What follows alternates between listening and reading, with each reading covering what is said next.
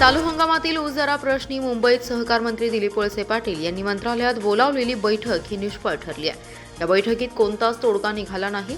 दरम्यान मागील हंगामातील तुटलेल्या ऊसाला 400 रुपयांऐवजी 100 रुपये तरी कारखानदारांनी ऊस उत्पादक शेतकऱ्यांना द्यावेत अशी मागणी स्वाभिमानी शेतकरी संघटनेने केली आहे। निर्णय न झाल्यास गुरुवारी होणाऱ्या आंदोलनावर ठाम असण्याचा इशारा स्वाभिमानी शेतकरी संघटनेचे नेते राजू शेट्टी यांनी दिलाय। त्यामुळे कोल्हापूर येथे शिरोली पंचगंगा पुलाजवळ गुरुवारी राष्ट्रीय महामार्ग बेमुदत रास्ता रोको आंदोलन केले जाणार आहे।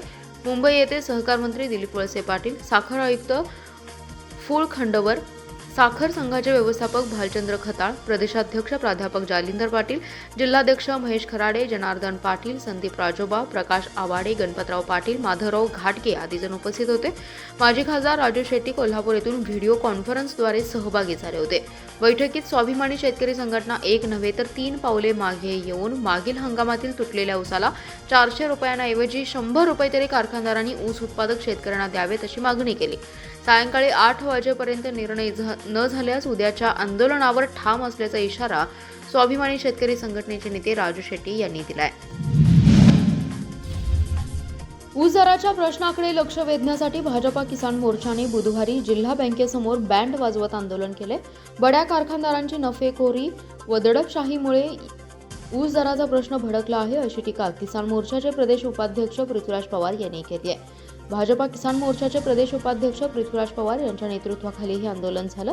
भाजपाचे माजी जिल्हाध्यक्ष राजाराम गरुड, विशाल पवार, चंद्रकांत सूर्यवंशी, सचिन घेवारे, उदय बेलवलकर, रेखा पाटील तसेच कार्यकर्त्यांनी या आंदोलनात सहभाग घेतला। बँकेचे मुख्य कार्यकारी अधिकारी शिवाजीराव वाघ यांना निवेदन दिलं। पवार म्हणाले, गेल्या हंगामात गाळप झालेल्या ऊसाला 400 रुपये अंतिम हप्ता आणि चालू हंगामातील पहिली उचल 3000 रुपये 500 रुपये देणं आवश्यक आहे। मात्र कारखानदारांनी शेतकऱ्यांची कोंडी करण्याचा प्रयत्न सुरू ठेवलाय। ऊस उत्पादक शेतकरी, तोडकरी आणि वाहतूकदार या सर्वांना कारखान्यांनी मुद्दामपणे वेठीस धरले। या सर्व घटकांमध्ये असंतोष निर्माण झालाय। त्याकडे लक्ष वेधण्यासाठी बँड बजाव आंदोलन केलं। ऊस खरेदी ते साखर, मोलॅसिस व सर्व उपपदार्थांची विक्री या साऱ्या व्यवहाराचे थर्ड पार्टी ऑडिट करावे अशी मागणीही पवार यांनी केली आहे। भाजपा किसान मोर्चातर्फे बुधवारी जिल्हा बँकेचे प्रवेशद्वार रोखून धरले होते। प्रवेशद्वारासमोर ट्रॅक्टर आडवा लावला होता। कृष्णा नदीमध्ये दरमहा 5 टीएमसी पाणी सोडणार तसेच तात्काळ उद्यापासून पात्रात पाणी देण्याचं आश्वासन मुख्यमंत्र्यांनी दिल्याचं आमदार अनिल बाबर यांनी सांगितलंय।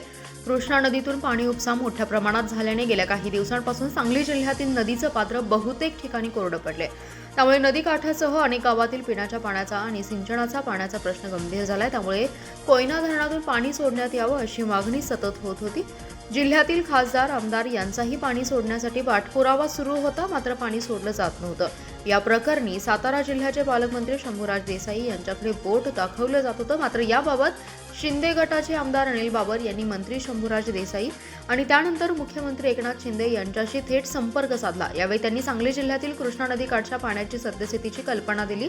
तसेच विजेसाठी अन्य पर्याय आहेत, मात्र पिण्यासाठी आणि शेतीसाठी पाणी गरजेचं आहे। त्यामुळे कृष्णा नदीमध्ये कोयना धरणातून दरमहा 5 टीएमसी पाणी सोडण्यात यावं अशी मागणी केली। यावेळी मुख्यमंत्र्यांनी तात्काळ उद्यापासून पाणी सोडण्याचे आदेश पाटबंधारे विभागाला दिलेत। शिवाय दरमहा महिन्यातून कृष्णा नदीमध्ये 5 टीएमसी पाणी सोडण्यासंदर्भात नियोजन करण्याचेही आदेश दिले, असंही आमदार बाबर यांनी सांगितलं। राष्ट्रवादी काँग्रेसच्या अजित पवार गटाच्या अल्पसंख्याक विभागाच्या प्रदेशाध्यक्षपदी इद्रिस नाईकवाडी यांची निवड करण्यात आली। तर सांगली जिल्ह्याच्या ग्रामीण जिल्हाध्यक्षपदी विट्याचे माजी नगराध्यक्ष वैभव पाटील यांची, तर महापालिका क्षेत्र जिल्हाध्यक्ष माजी नगरसेवक पद्माकर जगदाळे यांची निवड करण्यात आली आहे। बुधवारी या निवडी जाहीर करण्यात आल्या। त्यामुळे जिल्ह्यात आता राजकीय समीकरणे बदलणार आहेत। राज्याचे उपमुख्यमंत्री अजित पवार व प्रदेशाध्यक्ष सुनील तटकरे यांच्या प्रमुख उपस्थितीमध्ये तिघांना निवडीचं पत्र देण्यात आले। काही महिन्यापूर्वी राष्ट्रवादीमध्ये भूकंप घडला होता। अजित पवार उपमुख्यमंत्री झाले तर राष्ट्रवादीच्या अनेकांना मंत्रिपदे मिळाली आहेत। राज्यात राष्ट्रवादी अजित पवार गट जोमाने वाढवण्याचं काम सुरू आहे। सांगली जिल्ह्यात देखील अजितदादा गट सक्रिय होत आहे। प्रथम माजी महापौर इद्रिस नाईकवाडी अजितदादांच्या गटात दाखल झाले होते। त्यांच्याकडे आता अल्पसंख्याक प्रदेशाध्यक्ष पदाची जबाबदारी देण्यात आली आहे। तर विट्याचे माजी नगराध्यक्ष वैभव पाटील यांनी काही दिवसांपूर्वीच उपमुख्यमंत्री अजित पवार यांची भेट घेऊन त्यांच्याबरोबर काम करण्याचा निर्णय घेतला होता। त्यांच्यासह काही राष्ट्रवादीची मंडळी देखील अजित पवार यांच्याबरोबर गेली आहेत। बुधवारी जिल्ह्यातील पदाधिकाऱ्यांच्या निवडी पार पडल्या. ग्रामीण जिल्हाध्यक्षपदी वैभव पाटील यांची निवड करण्यात आली, तर शहर जिल्हाध्यक्षपदी पद्माकर जगदाळे यांची निवड करण्यात आली आहे. तिघांना निवडीचं पत्रही देण्यात आले. यावेळी क्रीडा मंत्री संजय बनसोडे, मनोज भिसे, अविनाश चौथे, विपुल तारळेकर आदी जण उपस्थित होते. कुपवाड शहरातील भारत सूतगिरणी ते कुपवाडकडे जाणाऱ्या मुख्य रस्त्यावरील साईडपट्टी 2 महिन्यांपूर्वी फुटपाथ तयार करण्यासाठी खोदण्यात आली, परंतु हे काम अर्धवट बंद स्थितीत आहे. त्यामुळे मुख्य रस्त्यावरील ये-जा करणाऱ्या पादचारी वाहनधारकांना, व्यावसायिकांना याचा त्रास सहन करावा लागतोय. छोट्या मोठ्या वाहनाच्या अपघातांचं प्रमाण वाढले. हे दुरुस्तीचं काम लवकर पूर्ण करावे अशी मागणी कुपवाडकरांमधून जोर धरू लागली आहे. शहरात मुख्य रस्त्यावरून MIDCकडे जाणाऱ्या अवजड वाहनांची संख्या मोठ्या प्रमाणात आहे. मुख्य रस्त्यावरील अतिक्रमणामुळे आधीच रस्ता ठिकठिकाणी अरुंद बनलाय. त्यात रस्त्याच्या मधोमध पथदिवे आहेत. त्यात भर म्हणून महापालिकेने फुटपाथ करण्याच्या नावाखाली 2 महिन्यापूर्वी सूतगिरणी ओढ्यापासून ते अकूज मंगल कार्यालयापर्यंत रस्ता खोदून ठेवलाय. त्यात मुरुम पसरवून काम अर्धवट स्थितीत ठेवले. रस्त्यावर धुळीचं प्रमाण वाढले. रस्ता आधीच रुंद आहे, त्यात हे काम अर्धवट असल्याने अरुंद रस्त्यावरून वाहनधारकांना जीव मुठीत धरून वाहन चालवावं लागते. त्यामुळे छोटे मोठे अपघात वारंवार घडत आहेत. नजीकच महापालिकेचे प्रभाग समिती क्रमांक 3चं कार्यालय, या ठिकाणी ये-जा करण्यासाठी अधिकाऱ्यांना याच रस्त्यावरून जावं लागतं, तरीही याकडे महापालिकेचं दुर्लक्ष होते. रस्त्याच्या कडेला असणाऱ्या व्यावसायिकांना व्यवसाय करणं अवघड झाले. महापालिकेने त्वरित लक्ष घालून दुरुस्तीचं काम सुरू करावं अशी मागणी यावेळी करण्यात आली आहे. आपल्या विविध मागण्यांसाठी 4 डिसेंबरपासून बेमुदत संपावर जाण्याचा इशारा अंगणवाडी कर्मचाऱ्यांनी दिलाय. तसेच शासनाने आपल्या मागण्यांची दखल घेतली नाही तर मासिक सभा आणि मासिक अहवाल यावर बहिष्कार टाकण्याचाही इशारा महाराष्ट्र राज्य अंगणवाडी सेविका संघटनेच्या पदाधिकाऱ्यांनी दिलाय. लहान बालक, गरोदर माता आणि स्तनदा मातांची काळजी घेऊन पुढील पिढी घडवण्याची कर्तव्य अंगणवाडी सेविका करत असतात, पण अंगणवाडी कर्मचाऱ्यांना तुटपुंज मानधन मिळत असल्याने महागाईमध्ये जगणं कठीण झाले. त्यामुळे अंगणवाडी सेविकांना शासकीय कर्मचाऱ्यांचा दर्जा आणि ग्रॅज्युटी देण्यात यावी. अंगणवाडी सेविकांना दरमहा 26,000 व अंगणवाडी मदतनीसांना 22,000 रुपये द्यावे अशी मागणी ही संघटनेने केली आहे. सांगली जिल्ह्यातून 5,000 अंगणवाडी कर्मचारी राज्यव्यापी बेमुदत संपावर जाणार आहेत. या संपाची शासनाने दखल न घेतल्यास मासिक सभा आणि मासिक अहवालावर बहिष्कार टाकण्याचा इशारा संघटनेच्या पदाधिकाऱ्यांनी दिलाय.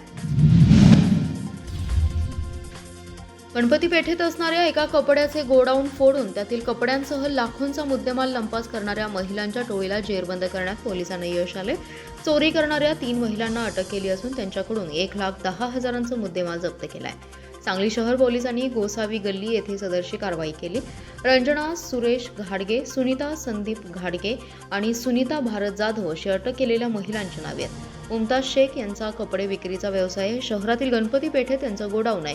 शेख यांच्या गोडाऊनसह निसार शेख आणि मोहम्मद शेख यांच्या गोडाऊनमध्ये सोमवारी पहाटेच्या सुमारास अज्ञात महिलांनी दुकानाचा शटर उचकटून कपड्यांसह 2,63,000 रुपयांचा मुद्देमाल लंपास केला होता. या प्रकरणी शेख यांनी सांगली शहर पोलीस ठाण्यात फिर्याद दिली होती.